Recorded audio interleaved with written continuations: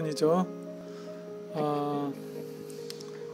그동안 여러가지 개인적인 사정으로 유튜브를 못하게 됐는데, 오랜만에 하고 싶은 얘기가 있어서 잠깐 이렇게 카메라를 켰습니다. 세상에는 다양한 원인으로 상품의 가격이 변화하고 있죠. 경제학 이론에서 가격을 결정짓는 가장 중요한 요소로 수요와 공급을 이야기합니다. 수요가 있어야 공급할 주체가 발생하고, 수요가 커지면 공급 또한 커져야 하지만, 공급자가 충분치 않거나 유통의 문제 또는 자연적인 문제 등으로 불균형이 발생하면 가격의 변동폭이 커지게 됩니다. 이런 가격의 변동을 적극적으로 이용을 하여 돈을 버는 이들을 우리는 투기꾼이라고 부르기도 합니다. 물론 사람들의 필요를 이용하여 부당 이익을 취하는 듯 비추어집니다. 그러나 이런 행위에 꼭 부정적인 요인만 있는 것은 아닙니다. 전쟁이나 기상 악화 등의 이유로 상품 수급이 원활하지 않을 상황에서 상품의 가격이 매우 높아지게 되고, 이것은 이익의 상승을 의미하게 되죠. 이 때문에 위험을 무릅쓰고 상품을 공급하려고 하는 이들이 많아지게 되고, 이것은 당연히 시장에는 큰 도움이 됩니다. 부족한 상품이 공급될 수 있도록 하기 때문이죠. 이런 식으로 수요와 공급이라는 매우 단순한 원리가 있다는 것을 기억하시고, 좀 더 심층적인 부분과 화폐로 인한 가격 변동을 한번 살펴보도록 하겠습니다. 현재 세계는 엄청난 유동성의 바다로 흘러가고 있습니다.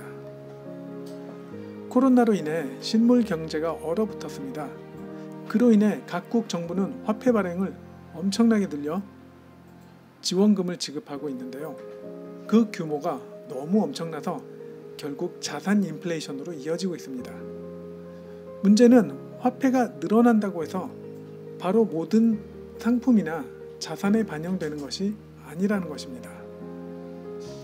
상품의 특성과 자산에 따라서 가격에 반영되는 시간차가 상당히 있는데요. 이것이 바로 자본을 잘 다루는 이들이 활용하는 공략법이라는 것이죠.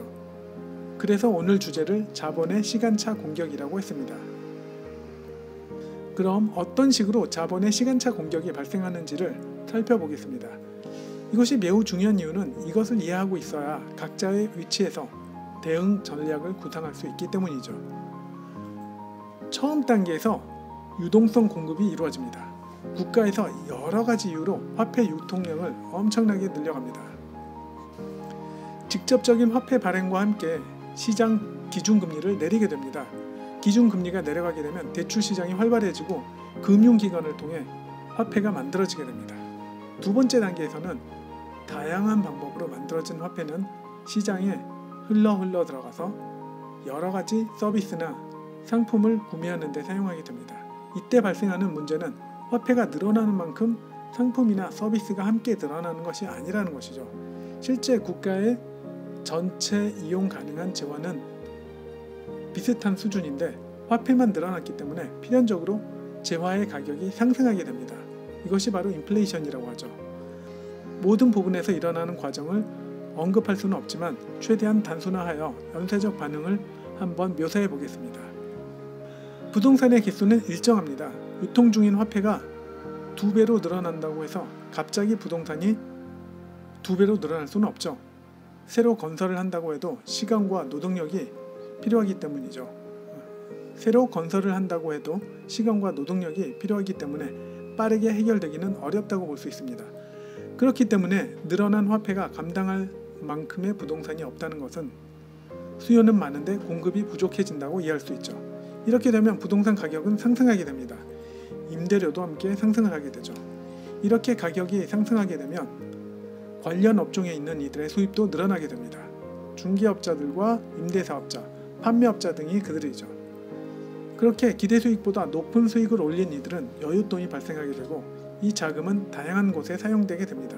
여윳돈이 생긴 이들은 평소보다 더 많은 지출을 할 수 있게 되고 해외여행을 계획하거나 고가의 수입 상품을 구매할 수도 있습니다. 수입 상품이나 해외여행을 가기 위해서는 외화가 소모됩니다. 즉 외환 보유고가 줄어들게 되죠.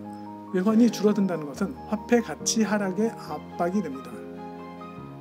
외환의 수요가 많아지고 공급이 부족해지면 시장의 원리에 의해 발생하는 자연적인 현상인 것이죠. 세 번째 단계에서 화폐 가치가 하락하는 것이 수치로 나타나기 시작합니다.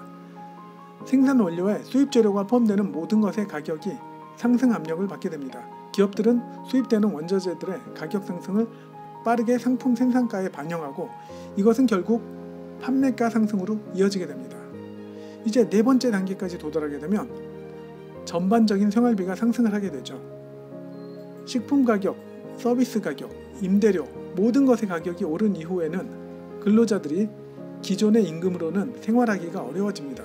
당연히 사회적인 임금 인상의 요구가 이어지고 최종적으로 임금 인상이 실행되게 됩니다. 여기에서 느끼신 것이 있으신가요? 바로 근로자들의 임금, 이것이 가장 마지막에 오른다는 것이죠. 자본 축적이 많이 되어 있는 이들은 그렇게 가격이 시간차를 가지고 시장에 영향을 준다는 것을 잘 알고 있습니다. 그렇기 때문에 자본으로 시간차 공략을 할 수 있게 되죠. 다시 정리해보자면 1. 자본은 화폐의 형태로 시장에 쏟아집니다. 2. 시장에 쏟아진 자본은 가격 상승을 일으킵니다. 3. 재화들의 가격 상승은 동일한 시간대에 벌어지지 않습니다. 처음으로 자본은 자산을 공격합니다. 부동산이나 주식 등이 그것이죠. 두 번째, 자본은 외환을 공격합니다. 자국 화폐는 가격이 하락하고 외환 가격이 상승하죠. 세 번째로는 자본은 실물 경제를 공격합니다. 전체 물가 상승이 이루어진다는 것이죠. 마지막으로 자본이 노동시장에 영향을 주어 임금 상승이 이루어집니다. 이렇게 요약해 볼 수 있죠. 그럼 이대로 진행이 된다고 할 때 1차적으로 자산을 다루는 이들에게 제일 먼저 이윤을 얻을 기회가 생깁니다. 보유 중인 자산을 비싼 가격에 팔고 아직 가격 반영이 안 된 외환으로 전환을 합니다. 그럼 외환 가격이 움직이면 다시 오른 가격에 외환을 팔고 가격 반영이 되지 않은 원자재로 옮겨갑니다. 그리고 원자재 가격이 상승하면 다시 판매하고 임금이 상승하여 가치가 낮아진 기업을 구매합니다. 물론 너무 단순화시킨 예이긴 하지만 이렇게 자본은 시장의 가격 변화의 흐름을 적극 활용합니다. 가장 늦게 반영되는 것이 임금이죠. 그렇기 때문에 기업의 입장에선 일정 기간 동안 저임금의 효과를 톡톡히 누리게 됩니다. 기업들은 원자재 상승을 이유로 매우 빠르게 빛의 속도로 상품 가격을 올리게 되지만 임금 인상은 거북이 속도로 가장 나중에 반영하기 때문이죠. 그 기간이 수개월에서 수년까지도 되는데요. 이 시간 동안 임금을 낮추는 효과를 누리게 되는 것입니다. 물론 대부분의 선진국에선 이러한 흐름이 매우 천천히 진행되기 때문에 일반인들이 쉽게 느끼기는 어렵습니다.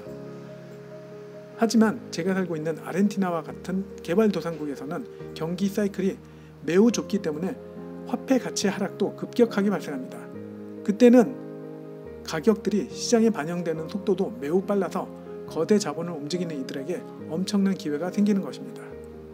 이렇게 오늘은 자본이 시장에 가하는 시간차 공격에 대해서 알아봤습니다.